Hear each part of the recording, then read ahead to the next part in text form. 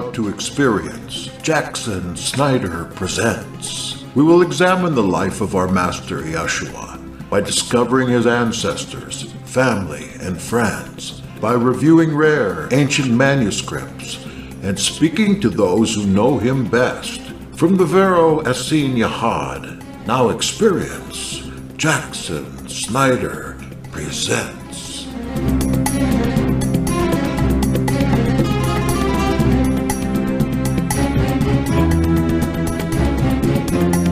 Welcome everybody to this edition of Moses Revealed, the Greatest Mystery Never Told by Jonathon Perrin. Last week we did the premise of all of this and started out learning a little bit about the kings of Egypt and the grandfather and father of Akhenaten. And of course this author's idea is that Akhenaten and Moses were the same person. This week we're going to talk about Amenhotep III. That was the father of Akhenaten. And there were many different manifestations of solar worship in Egypt throughout the ages before Akhenaten. It had peaked during the Old Kingdom, and those pharaohs had built pyramids to reflect the rays of the sun. Solar temples had been built near the pyramids, and the cult continued at Heliopolis on down through the following centuries. It was revived somewhat during the New Kingdom under Amenhotep II and his son Thutmose IV. His son, Amenhotep III, became the greatest builder in Egyptian history. His statues outnumber those of any other king. In his day, Egypt was a global player. Dozens of nations enjoyed its trade. It was rich, full of slaves, full of harem women, and sounds like the kingdom of Solomon, but we did that a couple of weeks ago.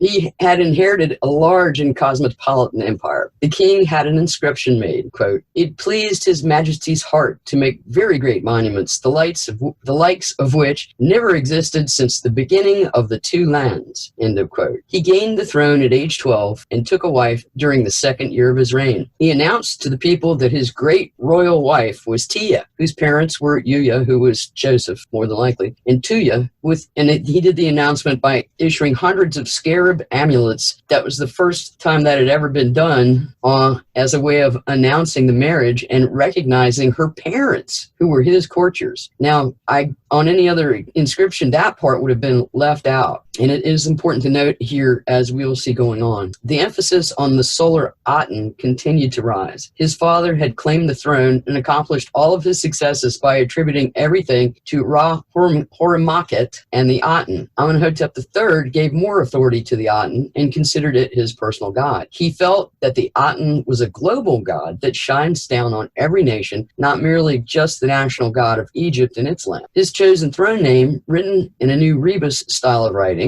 was Neb Ma'at Ra, meaning the ruler of the law, or Ma'at of Ra, placing his name equal with the sun and the law. He named his palace in Moqata the house of the king as the splendor of the Aten. He named his pleasure bark, or boat, the dazzling Aten. He built more solar courtyards at Luxor and Karnak for the observation and worship of the aspects of the sun. During his first Heb-Sed renewal festival, he went from being considered semi-divine to being fully divine, merging with the sun disk. He was then called, quote, the dazzling Aten, end quote, worshipped as a god on earth in a manner unlike all previous kings. Well, at least all previous pharaohs. His artistic portrayals showed his facial features as that of a young child, with large eyes and lips, small nose and ears, and chubby cheeks. This deified form was previously reserved for representing the kings that had already passed on and died. He wore the Shebu and Wah collars, symbols of the sun. Even though the Aten was his personal god, he did pay homage to all the Egyptian protective deities. He remained diplomatic in his policies of tolerance and inclusion. The cult of Amun increased even during his rule, and he himself enlarged and rebuilt temples at Karnak and Luxor for that god. He also patronized the goddess Sekhmet, who was supposed to be a stalwart protector of the health of the pharaohs. As he grew older, his health had apparently declined, as his mummy shows signs of fat, baldness, rotted teeth, and serious gum abscesses. He balanced placating the other cults while promoting the Aten. He was united as a god while living with the Aten sun disk, but he showed that he and his country could worship Amun and the Aten without conflict. This tolerance did not get passed down to his son, Akhenaten, unfortunately. All right, Akhenaten. And this chapter is called The Sun Eclipses All. Amenhotep III's son, Amenhotep IV, later renamed Akhenaten, has been called, quote, quote, the first individual in history, end quote, by American Egyptologist James Henry Breasted. Akhenaten initiated radical changes during his reign. He caused a revolution in religion, art, literature, and theology. He closed temples, had statues destroyed, caused hieroglyphics to be chiseled out and images to be obliterated, and nearly caused the collapse of the country and the existing order of the society. The chaos and change that he unleashed left wounding scars in the people's memories. Also, you may note that he caused some of these things to be chiseled out and images to be obliterated, but that's what the people turned and did to him in the end. Akhenaten's god was labeled the Aten, but that was different from its real name. The Egyptian deity had morphed from being a minor player during the Old Kingdom to becoming of equal importance with all other gods in importance and worship, then to outshining all other gods, and finally being an abstract symbol for the personal cult of Akhenaten's focus. It evolved in art, poetry, writing, and in social status. Nothing remotely similar had happened in over 3,000 years. The solar disk, the Aten, that Amenhotep III had dedicated temples, lakes, palaces, and boats to, became united with the pharaoh for the last 10 years of his life. It was the Aten solar disk to whom Amenhotep IV, or Akhenaten, spoke with as his father, because his father was supposed to be that god on earth. And he spoke with him on a personal level when he was a child. And his own father, as I said, had become this god on earth. This carried into his kingly reign as he centered everything in his administration on the Aten. He neglected his subjects' opinions and sentiments, and even neglected his foreign policy to develop his Atenist theology. As king, he stated that only he was the true son of the Aten, and the only being that could receive, understand, and relate messages and truths from the god. He claimed that the Aten was the only god in the universe, the creator of all life and material elements, and that none of the other so-called gods were needed at all. At the end of his reign, all that he had built surrounding this theology and worship would be ripped out, destroyed, and turned into meaningless dust by his people and his deposed priesthoods. All traces of it were moved and stayed forgotten for over 3,000 years. How had this minor sun disk deity come so far as to exclude all other worship, and why was the revolutionary cult destroyed and buried so shortly after the relatively youthful pharaoh disappeared from the scene? His family, who were so prominently portrayed in the art of his city, had influenced the development of his ideas. Foreigners had become valued members of Akhenaten's court, and then even part of his family, with his mother Tia being the daughter of Yuya, Joseph, the foreign vizier. The people watched as their royal family mixed blood with the people of another nation in this newly created hybridization of the royal court. Amenhotep III's oldest son, Thutmose, the crown prince, had been raised in Memphis, where he learned all that princes needed to be taught to become pharaoh. He was groomed for this role, but disappeared from recorded history while still a teenager, and no one is really sure what happened to him. They suspect he was killed. His parents took their remaining son, Amenhotep IV, which is Akhenaten, to Heliopolis, and that is not proved. That is an assumption. There are enough hints at it that it is easily true.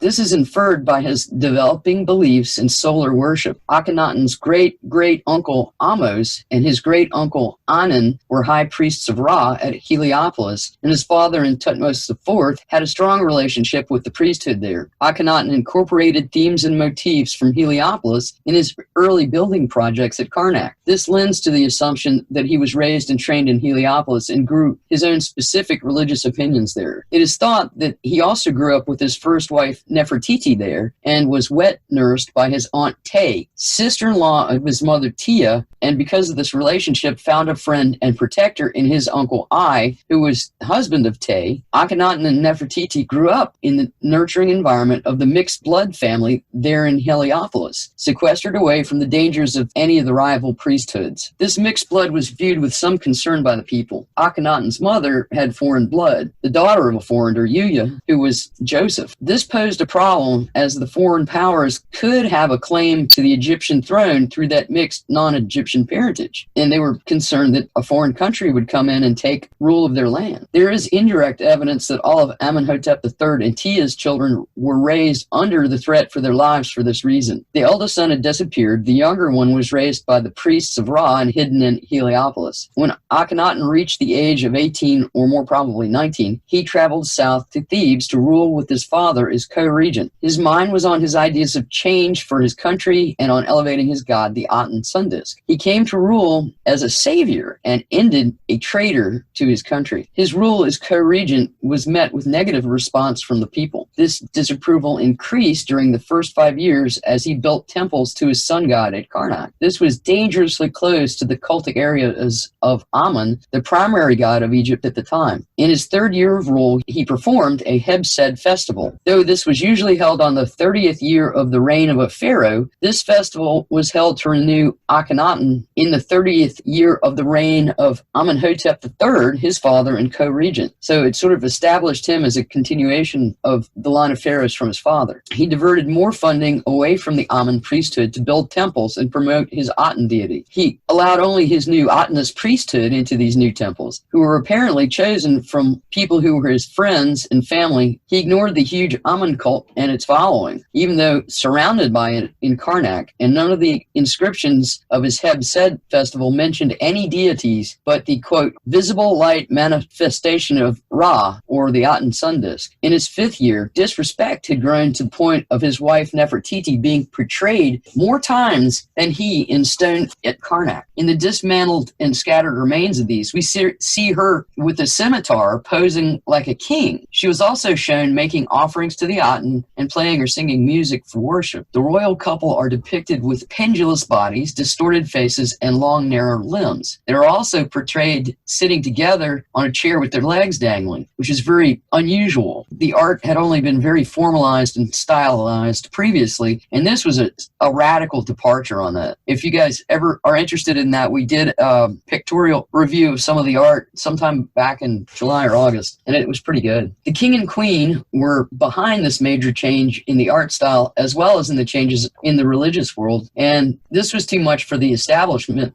to deal with. Also, in his 5th year, he discarded the Amun portion of his name and his father's name, Amenhotep, and took the new name Akhenaten. This name gave honor to his new father, the Aten, and showed his anger at the Amun priesthood, and also publicly showed his disdain of Amun as of no worth to the pharaoh, who is the only king of Egypt to change his name during his reign. I think most of them would assume a throne name, but no one else had changed it during the time of the rule. This move split the population, some approving it, some angered by it. He had, in his first 5 years, started major changes in art, royal names, and religion. It disrespected the god Amun and his religion. Most of Egypt had followed Amun. This set the tone and direction for his rule. In time, his new name would come to stand for everything that he authored and caused his people to label him as an enemy and a rebel. The name had been told to him, the new name had been told to him by his God, but it was buried with his works for 3,000 years. It translates to, quote, shining one of the Aten, end of quote. Akhenaten left Thebes in all of its disapproval, sailing on the Nile and seeking a place to develop his ideas in peace. He had heard, quote unquote, evil things being spoken behind him. He had assigned a high priest of Amun to a strenuous quarry expedition in partial punishment for some of these evil things that he'd heard. So it's showing here that by that, he wasn't above taking a little revenge.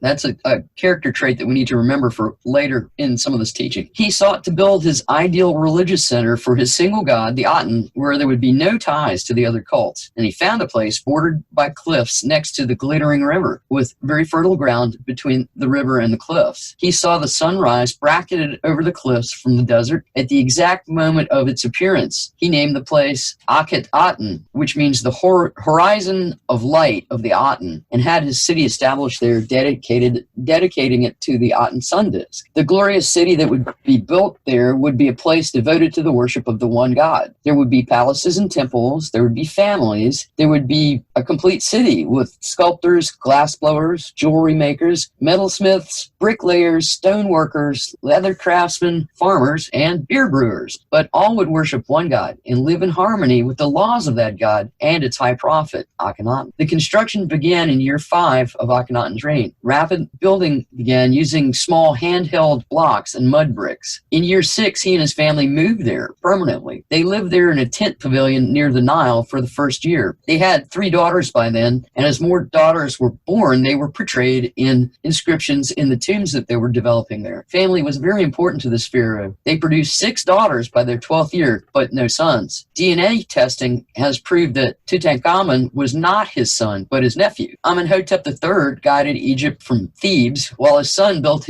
his own city and his family in the place in the desert. Akhenaten had no real power or influence in ruling the empire, but he intensely focused all of his attention on his innovations in religion and art. As the elder king neared age 50, it appeared that Akhenaten would have to shoulder the ruling alone. No one knew what to expect, since the younger king had done all that he could to do anything but that, avoiding the responsibilities of reigning in order to build his new city, laws, and religion. Akhenaten, or Amarna, was built about halfway between Memphis and Thebes on the Nile, where all of the boat traffic that passed north and south on the river. It was in a very positive location to receive trade, river traffic, and news. The piers on the river led to the Great Palace and its reception room, and there was a footbridge that gave the royal family access over the main road to the king's house, the smaller private family residence. The footbridge had a window of appearances from which the king and his queen could speak to the people and give gifts or rewards for their services. And there are several carvings that show them doing just that. From the king's house, the residence, the royal family could reach the, quote, mansion of the Aten, which is thought to have been the king's funerary temple. This faced east and was constructed to align with the royal Wadi Valley, in which the king had his tomb constructed. North of the funerary temple was the larger Great Aten Temple, the House of the Aten. It, too, faced east and contained hundreds of altars ready to receive offerings of bread, meat, milk, wine, beer, flowers, oils, and incense. Attached was a slaughter court, a bakery, and enormous bronze basins for burning incense. Miri Ra and Panahazi were the high priests serving in this temple. There were fine limestone statues of the royal family inside and various stelae. East and south of the temple were built administrative structures. The quote-unquote House of Correspondence, which held records and letters. The quote-unquote House of Life, that kept religious teachings, literature, scientific and medical texts, and there were military barracks, storehouses, and storerooms there as well. Many workshops were constructed for the making of royal stelae, statuary, and sculpture, then for faience and glass jewelry, and metal jewelry and cult objects. There are also bakeries, slaughter courts, and beer breweries in the city. There was even a specific brewery made for Nefertiti to partake the products thereof. She had her own brewery. There were farms. All right. Yeah. There were farms in the floodplain and brickyards for construction materials. You know, what I read was that in Egypt, while you're on that subject, sure, a lot of times where it says wine in the Old Testament, especially in regards to Egypt, the actual word there is beer. Huh. And here recently, didn't they invent it? Well, recently it was reinvented because somebody found an old beer recipe from ancient Egypt and recreated it, drank it, and reported it was terrible. I guess so. We can't say that they invented it because, you know, that's probably been around longer than humanity has. Probably apes invented beer, for all we know. I'm sorry to interrupt. No, that was good. On a subject like that, I just got it. No, that's good. We need. I always need something to break up my reading. You know, it's because it'll put people to sleep otherwise. Anyway, so, there were suburbs a bit farther away that had been built for the working classes. The quote-unquote godly road, or the King's Way, ran between the palace and the temples. It was 130 feet wide, paved and straight, and it ran from the far north of the city to the center and gave the king and his family a place to drive and race their chariots at high speeds. It allowed Akhenaten to become the first king to commute solely by chariot, and it was the first time an Egyptian city had been designed and built with an express road in the center of it. From the North Riverside Palace to the quote-unquote North City suburb stretched this chariot raceway 3 miles to the heart of the city. The way continued south to the Maru Aten Temple, viewing temple, built for Akhenaten's second wife, Kia the Mitannian. This temple was later dedicated to Meritaten, his eldest daughter, after the death of Kia. Slightly south of the North Riverside Palace lay the North Palace, where the quote-unquote Green Room was found, containing containing a beautifully painted floor with scenes of marsh birds and vegetation in very realistic and vivid detail. Live animals and plants had been kept in this palace. It was very much like a zoo, and it reinforced the king's hymn to the Aten ideas of the Aten bringing life to every creature on earth. This idea of the world being cared after by a divine being or a god is found many times in scripture, such as Psalm 104. The other distinguishing features of Akhenaten or Amarna were the workman's village, various cemeteries for the more common folk, and the many rock-cut boundary stela that ringed the city and described its borders. Many of these have been preserved, providing much evidence on the thought processes of the king during the early years of the city. The escape from the quote-unquote evil things that he had heard in Karnak and his oaths to build and never leave the city were recorded on some of these. The best source of the evidence of their daily lives were the Amarna tomb inscriptions in the many rock-hewn tombs built for the nobility. These tombs were made for the members of the royal administration, and they were cut into the cliffs east of the city. And the Royal Wadi is the largest tomb of them all, several miles down the wadi on the east. It was built for the king, and it had many rooms and chambers prepared for the entire family. However, only the confirmed remains of the second daughter, Akhenaten, have been found within the tomb. The king's chamber had been thoroughly defaced and left as it had been destroyed, and the sarcophagus was broken into many pieces, but there was no trace of the body found in the complex. Akhenaten was found in a side chamber, the evidence there matching the burial evidence that it has been recovered, like inscriptions and artwork. The many varied tomb inscriptions, portray scenes of the king and queen with children performing daily actions, worshiping, offering sacrifices and incense, blessing gifts, distributing gold necklaces to their servants as rewards, playing with their children, and just eating and drinking together in unprecedented casual snapshots of normal life. Much of this has been destroyed, some by enemies of this king and his cult, some by later residents of these tombs who had moved into them. There were some sort of monks who had taken over the area much, much later.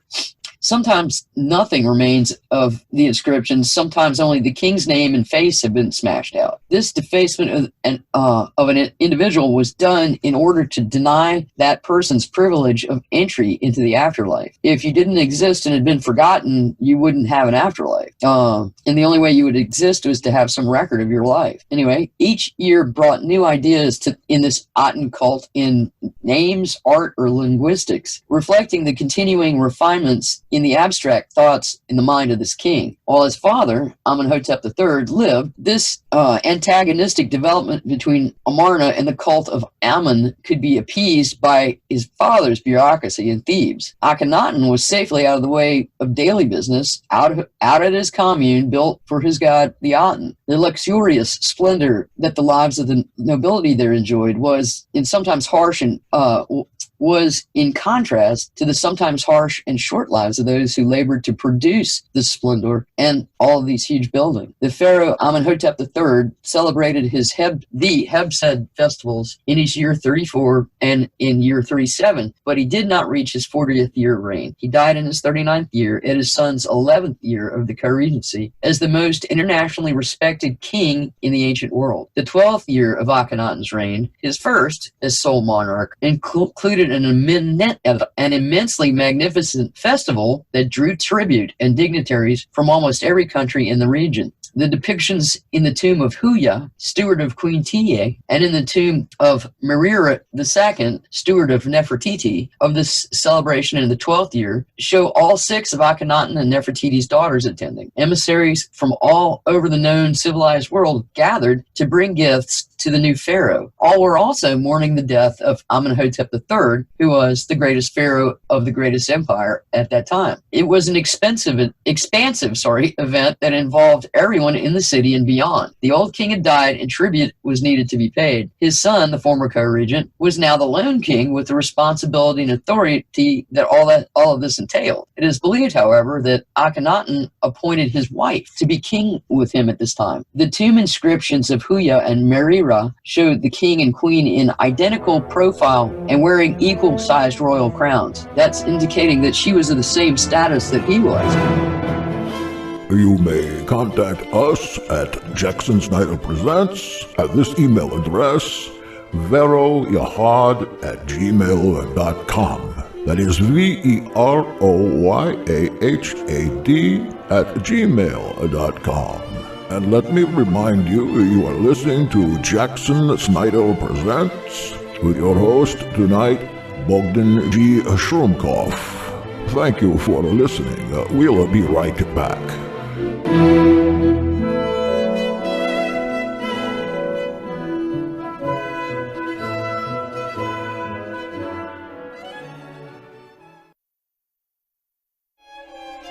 Jackson Snyder Present is back. Join us now for more of this interesting discussion.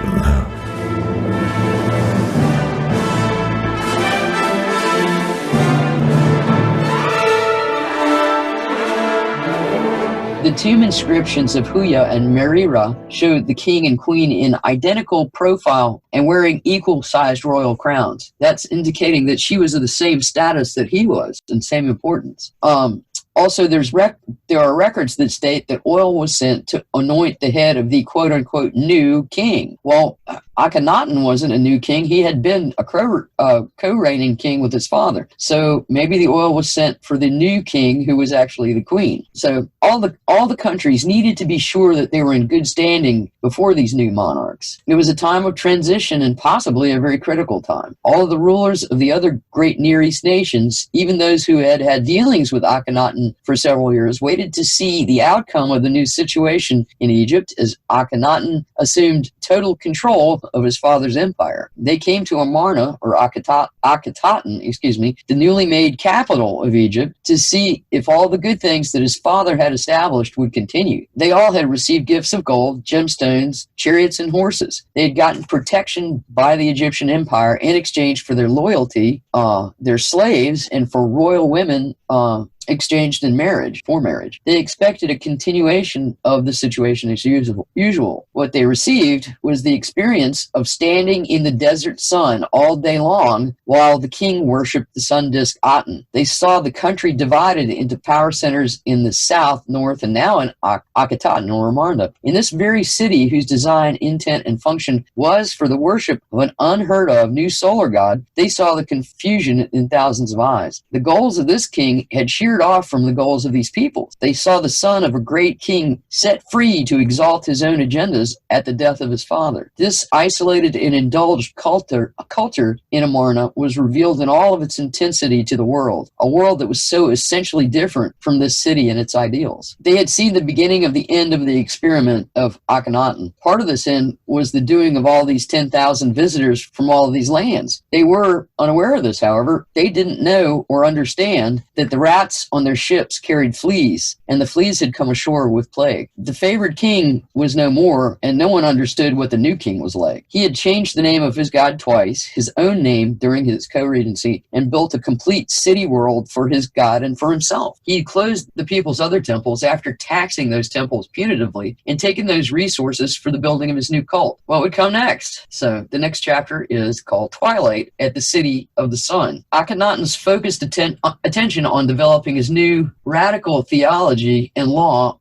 of life there caused a deterioration in all aspects of real life at Amarna and in the whole of Egypt. He neglected his duties to the state. Military protection for the royal family was assured by the leadership of his powerful uncle Ai, but even he must have felt divided by the needs of his pharaoh and the needs of his country. As his nephew's orders became more and more bizarre, Ai must have felt the split between protecting the king and protecting the country as a whole. The situation was really demoralizing. Confused by the direction of the country as it was left essentially on its own, the population began voicing their dissent in the final 5 years of Akhenaten's reign. This feeling grew and worsened. At this time, a great and deadly sickness spread in Amarna and across Egypt. It was supposed probably the bubonic plague or some similar contagious illness like that. It destroyed many people, including members of the king's own family. It was worse than anything that anyone could remember. No one knew what it was or what caused it, and ugly rumors started to spread. Evidence of plague was found in the remains of thousands thousands of fleas in the household areas of Amarna. They've recovered them. 3 of the Amarna letters suggest that some pestilence was hounding the country. Contemporary Hittite writings from that time state that a quote-unquote Egyptian sickness was consuming the population and spreading to their territory. Akhenaten himself became more intolerant and bigoted as the years marched on. He was no longer restrained in his disapproval and disavowal of the other gods. More temples were closed, more cult statues were destroyed and melted down for repurposing. He ordered the removal and destruction of the names of Amun and the other Theban gods, and removed the plural form of the word gods from all inscriptions and from the language. It seems that this course would lead to the destruction of all the other gods of the country. It would lead to a ban on worshiping them and could continue to end in prison or death for those who opposed his new ideas and theology. These ugly thoughts circulated in the minds of the people. They watched to see how close to this brink that he would bring them. Even though it was founded on high-minded ideals and abstract theories, the Amarna experience that it started with the intermarriage of 2 families and traditions ended with a strange and unrelated bloodline from the military taking over power. The details of this process are hazy at best, and many of the parts of the story remain missing. The country returned to its former traditions after the Akhenaten regime was ended. Then the narrative was a little clearer. Once it was officially over, the preferential treatment received by the former royal family was revoked. These people included the mixed populations of all of the relatives and descendants of the family of Yuya, or Joseph, and his daughter, the Queen T. These Semitic Egyptian people, who lived mostly in the northern delta, became a symbol of everything that had gone awry with the country under Akhenaten. The new military rulers began treating these people with prejudice that proceeded to enslavement. The new pharaoh had been chosen from the remaining prominent Egyptian families and ended the line of kings that had come to create the world of Amarna. The experiment had ended in disaster. The new pharaoh's family would exert their military prowess across the Middle East for an entire century. They would build many splendid stone monuments and extensive burial complexes with beautifully painted tombs. They rivaled the glory of the dynasty that they had replaced. The family was immortalized in Egyptology and in the Exodus. They were the Ramesses. This military family worshipped worshipped the god Seth. They were nearly the complete opposites of the replaced family. They renewed Egypt as a great empire. They were devout traditionalists who maintained beliefs in patriotism and manifest destiny. They put Egypt on the path of economic and territorial growth. They carried Egypt forward after the end of Horemheb's reign and served as a dynastic break which symbolized the rebirth of Egypt after the burnt ashes of the failed Amarna line. They put the nail in the coffin of the heretic pharaoh. One problem remained. There was no body for that coffin. The next chapter is called The Missing Body. I think we can get through this part because I started a little late. Akhenaten had vanished into history. His tomb was made in the royal wadi east of his city, but there was no evidence showing that a body had been contained there. Akhenaten, his daughter, was found in this tomb, but her remains had been smashed in place. Similar treatment would be expected for the body of her father, as per the mutilated and smashed corpse of the pharaoh Ramesses VI. Searches had been made, and they revealed a body hidden in the Valley of the Kings in KV 55 in Thebes. This body, though originally thought to be either Tia or Akhenaten, proved to be Smenkare Ra, who was the younger brother of the king and briefly his successor. There is nothing in inscriptions or legends or artifacts to indicate that Akhenaten actually died. What is in evidence is that for several years after his disappearance, the country was ruled from Amarna by his brother Smenkare Ra, or Smenkar Ra, I'm not sure how you pronounce that, and his nephew, because this is a weird spelling, sorry, and his nephew Tutankhamun co-ruling for a little while. It seems that Amarna was abandoned in the 4th year of Tutankhaten's reign when he changed his name to Tutankhamun. Egypt fought to regain its international prestige that it lost since the time of Amenhotep III. Thebes and Memphis saw the reopening of the temples to Amun. During Tutankhamun's rule, he reversed the actions of his uncle's rule and created the Restoration Stela. It describes the reduced condition of the land while Egypt had ignored its gods. It says that there was an illness raging through the land, an indication of the plague or other epidemic. It says that the people and priests were making new statues of the gods, and implies that Akhenaten had caused the destruction of the former statues. It says that the temples of the gods were reopened and restored to their former state of beauty. Many statues were created showing this boy king with the restored and ever popular god Amun, more than any other pharaoh had ever caused to have been made. These were demonstrations to the gods that the people were renewing their worship of these neglected gods and honoring them. Horemheb created a stela proclaiming that he offered gifts and praises to Ra-Horakte. I forgot how you pronounce it, but it's spelled Thoth, and Ma'at. He felt that these gods had been abandoned. These men felt that since the people had neglected their former gods, those gods had abandoned the people and Egypt and their temples to rule due to the rule of the heretic Akhenaten. These gods needed to be placated and encouraged to return with praise, incense, and offerings. The Restoration Stela reads, quote, "He fashioned his father Amun to be upon 13 carrying poles, his holy image being made of electrum, lapis lazuli, turquoise, and every precious stone. And the kings made monuments for the gods, fashioning their statues out of the best genuine electrum from foreign lands," end of quote.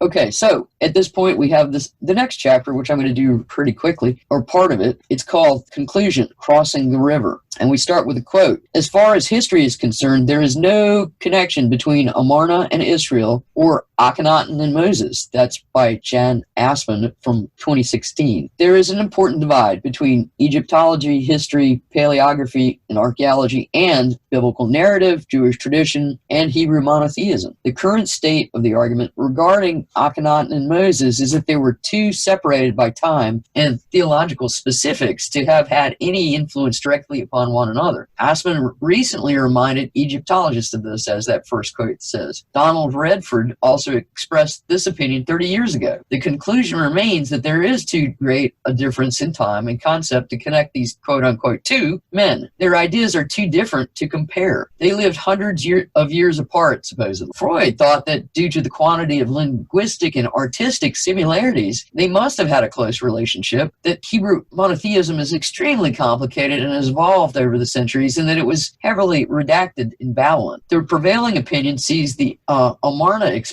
experiment as a brief attempt by a single man towards a revolution in religion and art. It thinks that the Exodus happened much earlier or much later than the Amarna period. It distances two would-be revolutionary prophets, thinkers, poets, writers, cult leaders, and desert retreaters. This is odd because both figures are remembered for exactly these things. Both ordered the destruction of idols and divine images. Both worshipped one central God over everything else. Both formulated and promoted teachings and instruction on right living and truthfulness. Both wrote down their respective philosophies. Both had evil and offensive things spoken about them. Both endured much grumbling. Both claimed to be the only man to know the heart of God. Both sides of the divide ignore the same foundational character traits, ambitions, behaviors, and idiosyncrasies. They both form two different images from the same ideals. To reconcile this divide, we must restore the quote-unquote first individual in history and look closely at Moses. Akhenaten has been called the first individual in history by Arthur Weigel, Henry Breasted, and Flinders Petrie. This has also been the label of Moses, the founder of Judaism. In many sources, he is described as the first true personality in history. He has had a true impact on Western development and is almost universally known. So, who was the real first individual in history, Moses or Akhenaten? Perhaps they are the same man? Akhenaten was the first historical man to denounce polytheism and promote monotheism. In the history of memory, in Scripture, Moses was the first man to pursue monotheism. They are both called history's first individuals, but not the same person or not have known each other, could not have known each other. The solution is that Moses was Akhenaten, that he was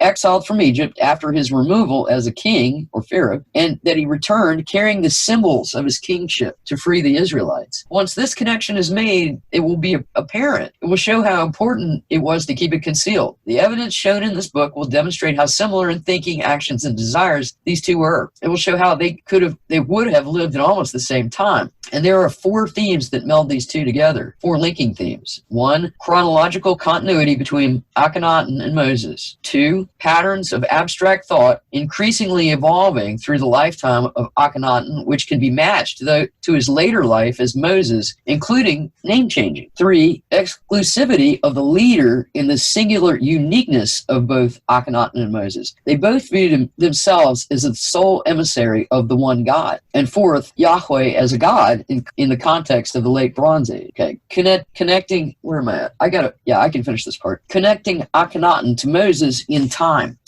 If you cannot connect the time frame, the rest of the argument is moot. Even if they were similar in nature, if they lived in vastly different times, it's all irrelevant. Even the best Egyptologists have difficulty plotting events in time. Egyptian chronology is not very precise, but it can usually be narrowed down to within 10 to 25 years. The known dates of certain astronomical events can serve to anchor timelines of the reigns of specific kings, but figuring the length of their reigns can be a little difficult. Horemheb, for example, reigned for either 11, 14, 17, 19, 27, or 57 years, depending on which source is accessed. The overlapping co-regencies of the Amarna period further complicate this process. The chronologies that the author uses in this book are based on several assumptions, but regarded as the most probable dates by the scholar. One is the accession date of Ramesses II, Ramesses the Great, likely in 1292 BCE. The second is the siege of the Hittites in their city Carchemish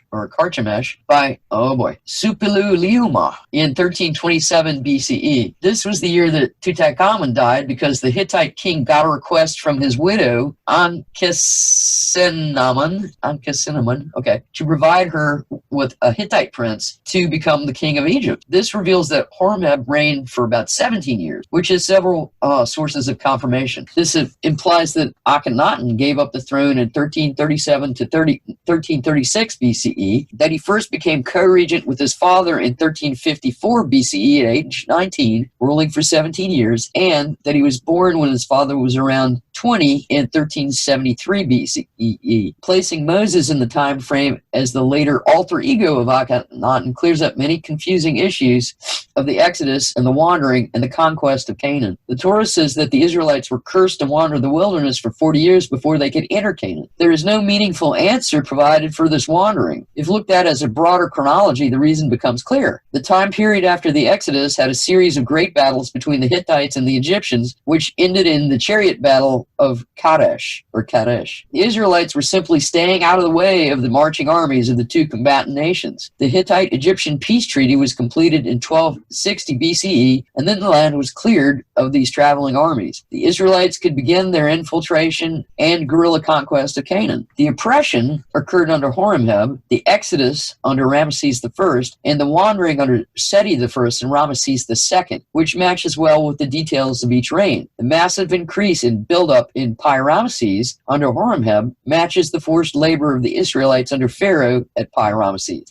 Question. How can the Exodus happen to Ramses when Moses is Akhenaten? Yeah, I know that's an elementary dumb question. Well, it's not an elementary dumb question, but they're basing this... Then he had to live. He had to live another 50 years. Well... Akhenaten had to live. Right. Yes. I'm sorry. Okay. That makes sense. Okay. No, I was looking at it from the other point of how do we prove this was when it was. Okay. Mm-hmm. No, yeah, they say that what this guy is proposing is that Akhenaten didn't die or wasn't killed. He was exiled. Yeah, he took exile. Mm-hmm. He left. He took some emblems of his pharaoh ship with him, including a staff, and he went off into the desert where he wandered around and he went down to Kush. Yeah, like Jasher says. Yeah, and then he went out to meet his future father-in-law and his wife and raise a family. Yeah. So he was gone for a little while, and then we get down to Ramesses II, and he returns to free, his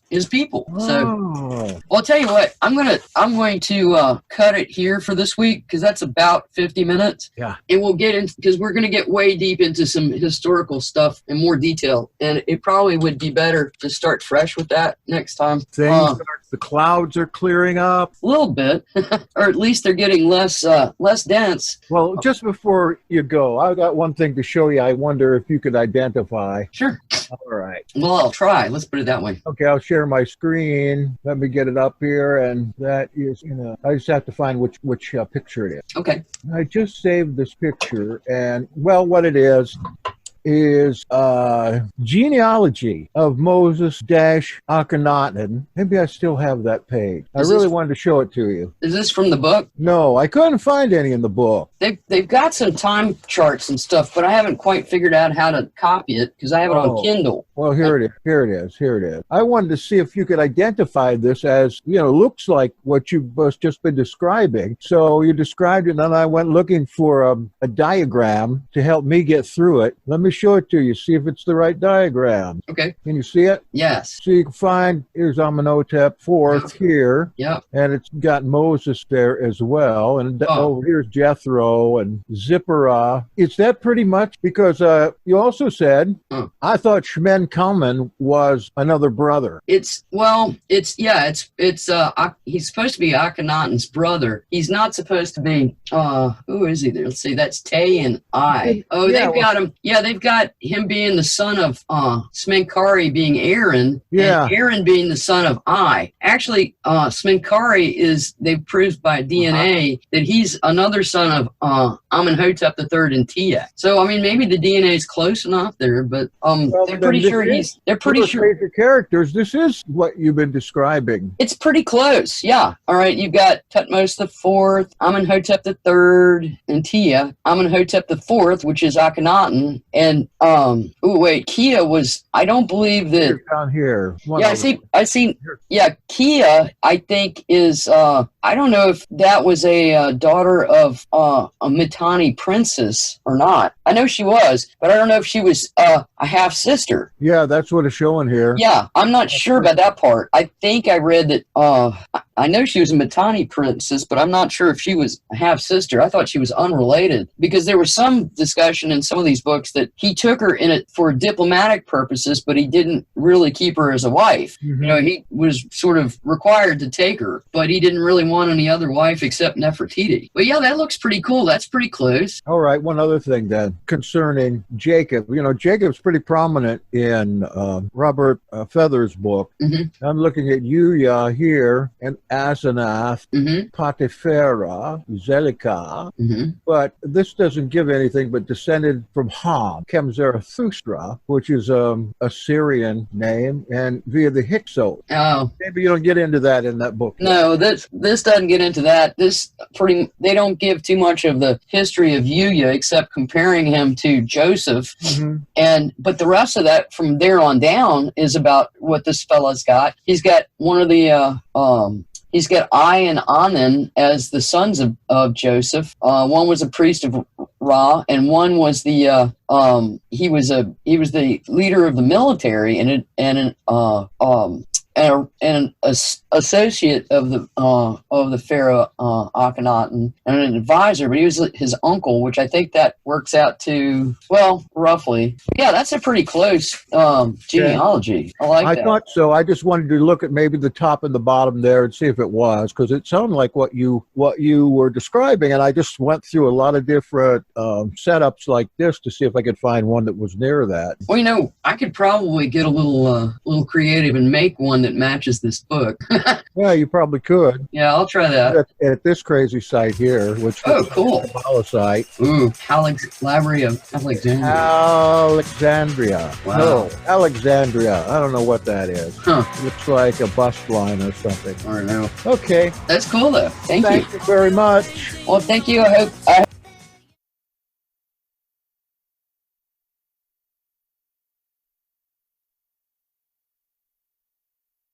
walk like an Egyptian.